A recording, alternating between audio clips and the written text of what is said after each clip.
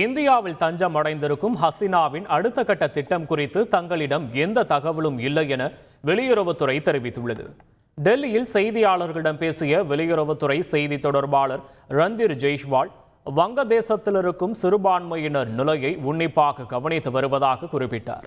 வங்கதேசத்தில் அமைதியும் ஸ்திரத்தன்மையும் நிலவ வேண்டும் என்பதே இந்தியாவின் விருப்பம். வங்கதேசத்தில் விரைவில் சட்டம் ஒழுங்கு சீரடையும் என்றே எதிர்பார்ப்பதாகவும் தெரிவித்தார். இந்திய தூதரகம் பணியாளர்கள் பாதுகாப்பு தொடர்பாக வங்கதேச தரப்புடன் இந்தியா தொடர்பில் உள்ளது என்றார்.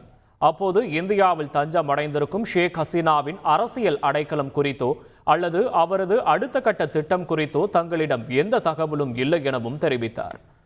ஹசீனா பிரிட்டனில் அடைக்கலம் கோரியிருந்த வேளையில் வெளியுறவுத்துறை அமைச்சர் ஜெய்சங்கர் பிரிட்டன் வெளியுறவுத்துறை அமைச்சர் டேவிட் லமியிடம் பேசியிருக்கிறார். இருவரும் வங்கதேச சூழல் குறித்து பேசியதாக ரந்தீர் ஜெய்ஷ்வால் கூறியிருக்கிறார். போலி என்கவுண்டர் புகாரில் கொல்லப்படும் வழக்குகளில் முதல் தகவல் அறிக்கையை கட்டாயம் பதிவு செய்ய வேண்டும் என டெல்லி காவல்துறைக்கு டெல்லி உயர்நீதிமன்றம் உத்தரவிட்டுள்ளது.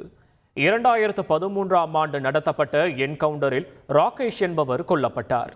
இதில் முதல் தகவல் அறிக்கையை பதிவு செய்ய பிறப்பித்த விசாரணை நீதிமன்ற உத்தரவிற்கு எதிராக டெல்லி காவல்துறை தாக்கல் செய்த மனு விசாரணைக்கு வந்தது.